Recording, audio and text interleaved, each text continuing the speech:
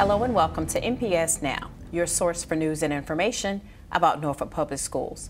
I'm your host, Karen Tanner, and with me today are two very special guests. First, we have Tiffany Hillian. She is a school counselor at Booker T. Washington High School. Yay, Boogers. And also we have Mary Harper, who is a school counselor at Larrymore Elementary. Welcome, ladies, to NPS Now. Thank you. And I am glad to have you both on the show today to talk about School Counseling Week. But first, you guys have a very busy job with a lot going on as a school counselor. Tell me, what do you do in your job and how do you assist students? And I'll start with you, Tiffany. Well, school counselors do a variety of tasks. At the high school level, we do everything from helping students schedule classes, planning for life after high school, and all of the little idiosyncrasies that come along as they venture throughout high school, and even some of the things that happen to them outside of high school. Right. So what do you do, Mary, with students? At the elementary level, we work in 3 different areas. One is their brain, and so we help some students with homework, planning their homework, being organized. We work with study skills, and we also work maybe with a little bit of test anxiety. Right. The next area we work with is their heart, and their heart is when we talk about character education, when we speak with them about how you get along with people. We do a school store. We always promote respect, responsibility, and safety within the building. And then our third area is our hands, and our hands is our career area of what you think you might want to be one day or do one day. And those are the 3 focus areas. And we sometimes do classroom guidance, sometimes do a smaller group to focus on a certain area, and sometimes it's just a one-on-one conversation. To do this job, you have to have a passion for it. So why did you choose to be a school counselor, Tiffany? Well, initially I got into education because I was a Spanish teacher, but I decided that I wanted to help students in another way. And I decided I wanted to become a counselor.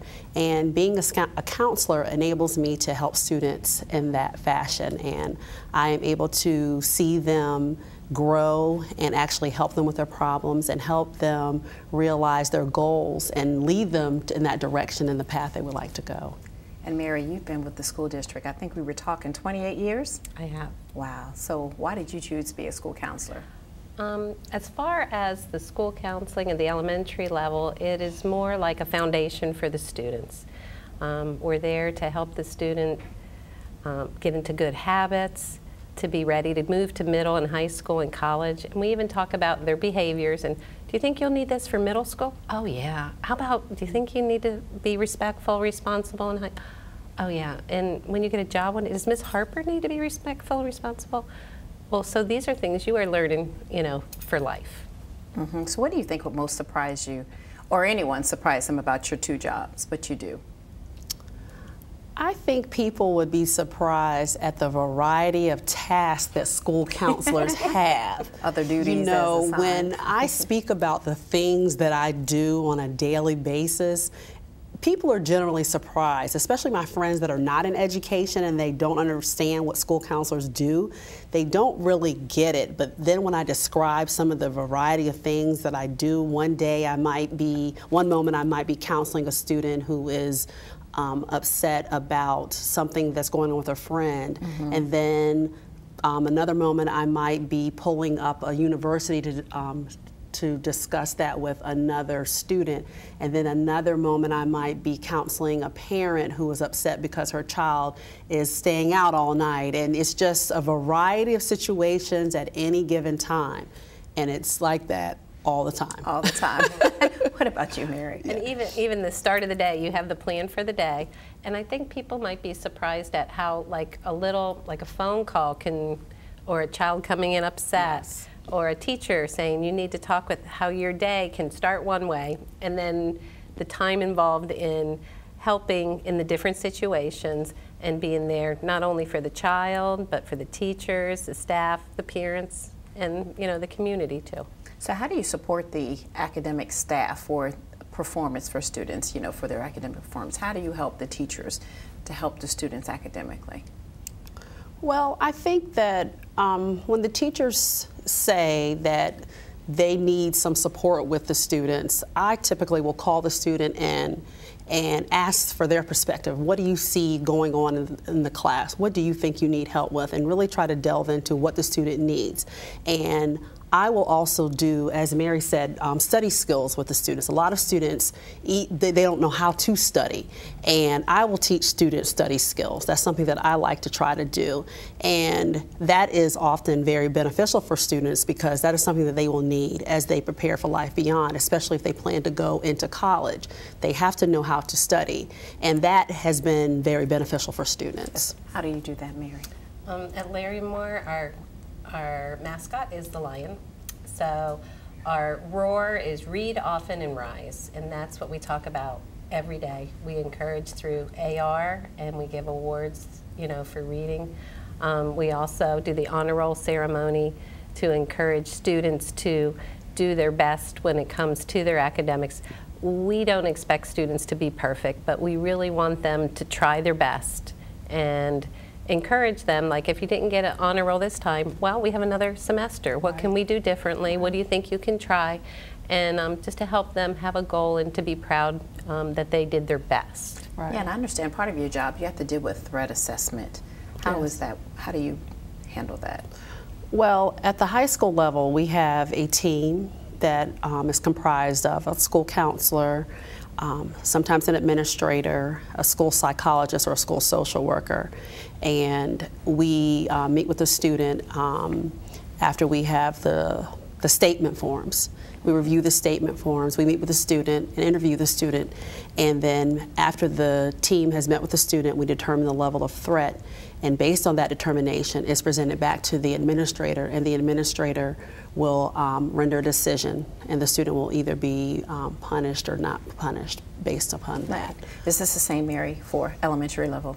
Yes, and very similar, and as well as giving them like services if they need, right. Recommend services if the family needs that. But we always have to contact the parent, especially if there's harm to a child or to someone else in the building. Right. Right, and for you, just Tiffany, there's a bill in General Assembly to reduce the ratio of counselors to students. What do you think about that? I think that is amazing. It is very well needed. We need the counselors. It needs to be 1 to 250. One counselor for 250 students. The counselors are spread thin, and we need to be able to assist and support support students more. And when the counselors are spread thin, it's hard to get our hands, it's hard for us to get our hands and really help the students the way we want to be able to do it. Right. And Mary, Governor Ralph Northam has allocated $36 million for school counseling. So what do you think about that?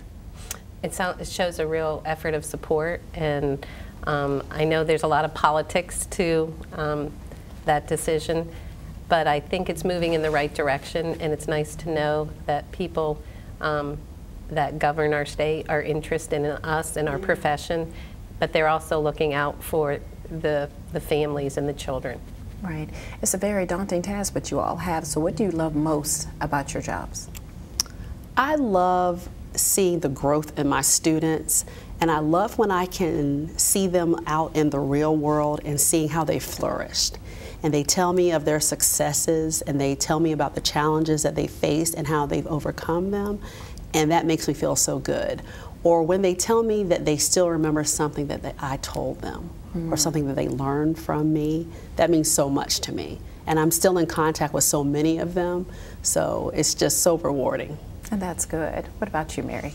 At the elementary level, it's just, we plant seeds, we say things to children, we're positive with them, we're encouraging them, we try to be their role model. And when you start seeing them say things in a positive way, when you see them read more, when you see them make a goal, it's just a really good feeling. When you see them come in the morning and say, hey, I'm glad you're here, let's have a great day. And it's just a great way to start the day and to have them do the best that they can do and be proud of themselves, because that's something they don't always come into school with, and we encourage them. Our staff, our administration is so positive with our students, and it really makes a difference. Well, thank you for what you do for representing school counselors for School Counseling Week here on NPS Now. Thank you for both coming on the show. Thank you. Thank you for having us. And we want you to stay tuned for more NPS Now.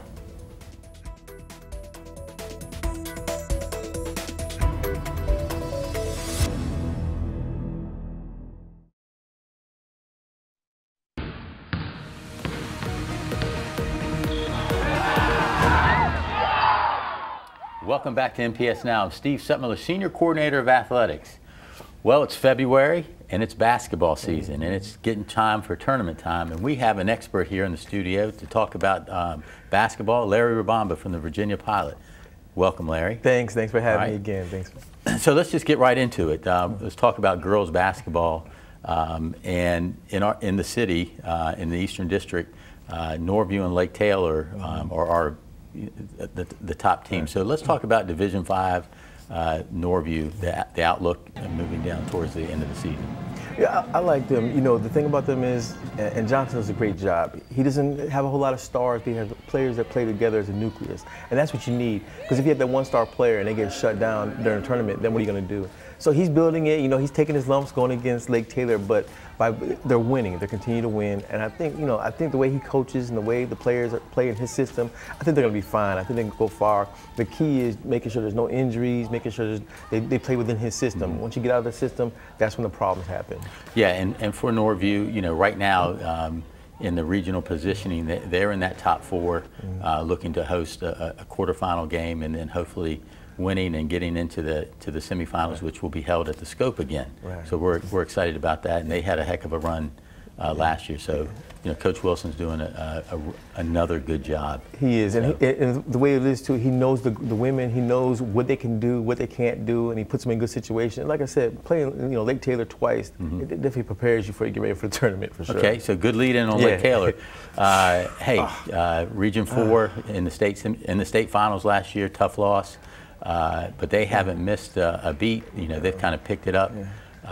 They go eight strong. So talk a little bit about the Titans, Lady Titans. That team is remarkable. The thing that I'll never forget, talking to Coach Sawyer, Sandra Sawyer, last year's state tournament, losing the way they did. They had the game, was a very young team that went in there and lost to Millbrook, close game. And every time that this team that she has now talks about being one of the best teams ever, she just remembers last year, remember you lost, remember things you did wrong, things we didn't do well. And she's got them, every time they think they get on a high, she brings out tape from last year's game and says, remember this? And I think she's keeping them humble, and because of that, it'll help them to get to the tournament. They, as big as they think they are, and they're beating teams. I mean, they're beating teams by almost 45 points a game every time they get on the court. The only loss was to Princess Anne. She's keeping them humble. And you know, it starts with Janiyah Quinterly, amazing guard. I mean, she's averaging probably like 18 points a game. Then they got Shaniqua Gilliam. They have like 4 players averaging in double figures. Yeah. So again, pick your poison. Who are you going to stop? Somebody else is going to get open. Well, I mean, you know, her history. She knows how to get them ready for the tournament time. You know, to be honest, the regular season is kind of difficult for them because of, you know, they win with the great point spread, but you know, when it becomes tournament time, I mean, they laser in. Their focus is right on the team that they're going up against to get to that next round, and that's her motto, is the next game. So you know, we look for big things. We hope to see them in Richmond. I think I think they're going to be there. You know, one thing too is their defense. Their defense, that's what you know, people can score all you want, but her defense is so tough. And with only 8 people, they all have to be in good shape. And they know exactly what she needs to do. And if they continue the way they've been playing, I can't see them not being in Richmond. Okay, so we look forward to seeing the Lady Titans again. Right? So let's move into boys basketball. And again, you know, we have the 4 classifications in the city. And let's start with Booker T. They're having a nice season under Coach Sanderlin. They're in position right now in the top 8. Their region takes the top 8 to get into the tournament, and they're right in that mix. So talk a little bit about Booker T. Well, Darren, he's a teacher. He's got the experience. Everybody knows how great of a player he was. And now he's got his team in here. He's got teams trying to buy into his system. And that's what he's trying to always create with them. It's not going to be one player that leads us.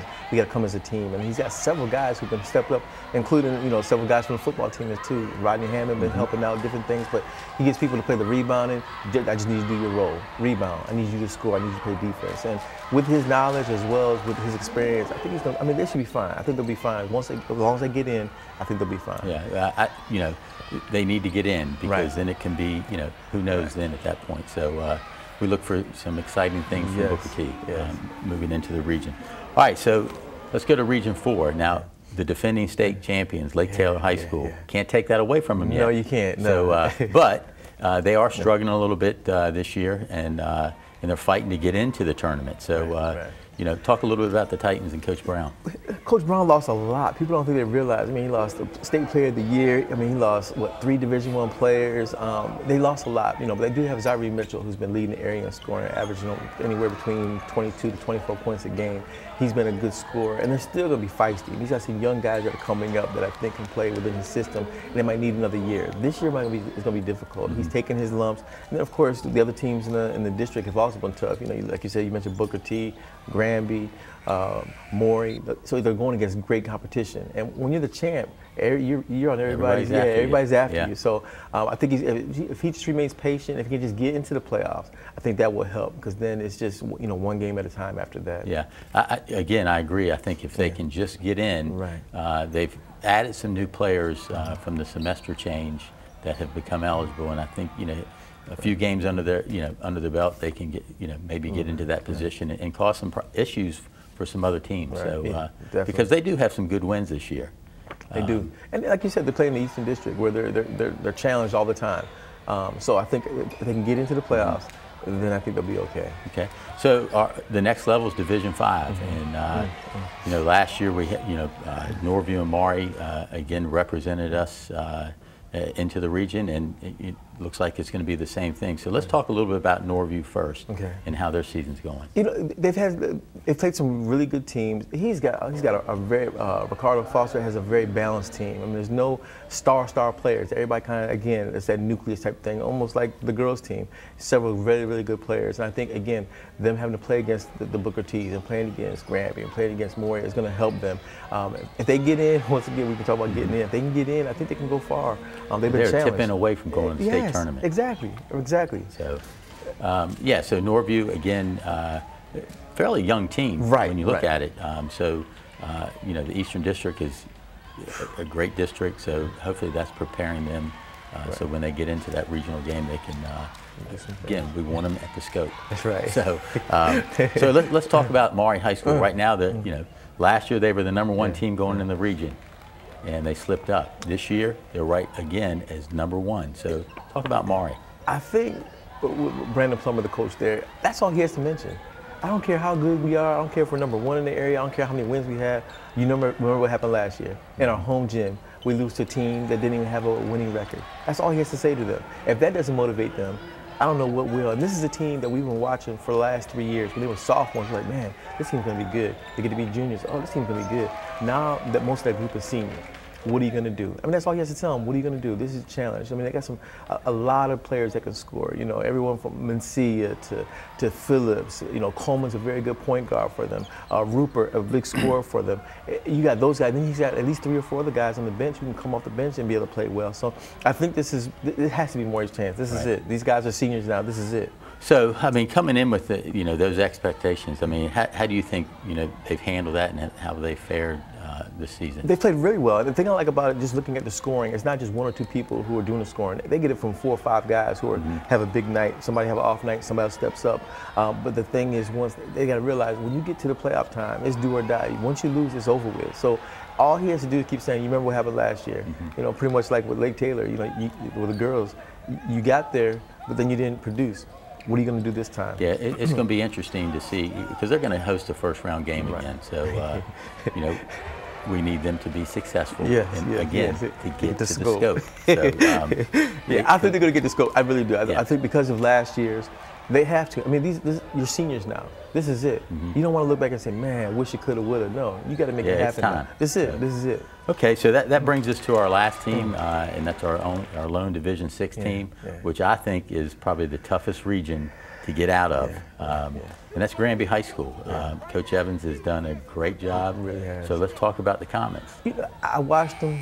We talked about it before. When they were down by 20 points to Maury, everybody was leaving the gym. They came back and sent the game into overtime and pulled it out. Before that, they went to D.C., played a very, very strong tournament up at DeMatha High School. That kind of tested them. And then the knowledge that Evans brings to the table with his playing ability, I think all those things will work in their favor now. They know they can come from behind. They know they can play against tough teams that are bigger than them. They've got, you know, the brother combination with the Epps brothers. They've got a big guy, Jariah Sweat. They got a good shooting guard with Kirby. And they got other players who play those roles. I think this is a team that can go far if they stay within themselves and they don't try to do things outside of what Mike has configured. If they stay within themselves and play the way they need to play, they got the big men to play. They've been battle tested. I think this is a team that can go far, but they got to stay within the system, not try to get out of the system. So, again, Granby in the position to, again, host the quarterfinal game, and that's key to being able to play in your gym for that first round and move it on to the semifinals. So, again, Division 6 will be at the scope as well. So, excited to have that venue. We're excited to have those teams in line to possibly be there. So we think it can be a really good regional tournament at all levels. Right. I think if all those teams get in that we're talking about, it's going to be very exciting. It'll be like the old days when they were there. So I think it could be a really exciting time at Scope. Okay. Well, Larry, you know, we hit on a lot on basketball. It's February. It's getting in line to get to the state tournament. So you know, I'm sure we'll see you around, and we appreciate your insight and coming down. No problem. Thank you for having me. More NPS Now after this.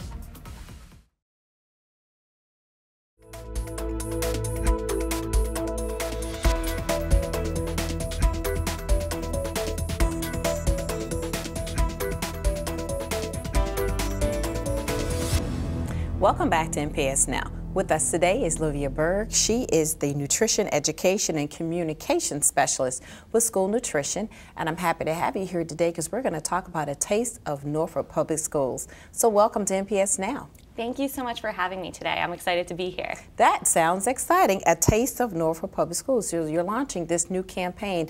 Tell us about this new campaign. So A Taste of Norfolk Public Schools is kind of a call to all of our families in our community to submit their family recipes for us to use in school nutrition.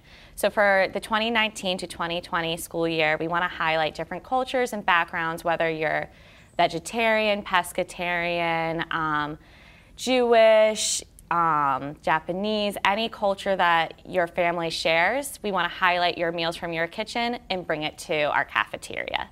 That's very innovative. So how can people submit recipe ideas? So we are trying to give as many options to submit recipes. All of our elementary schools, you'll get one recipe card sent home to their families, but that doesn't mean you can only submit one recipe.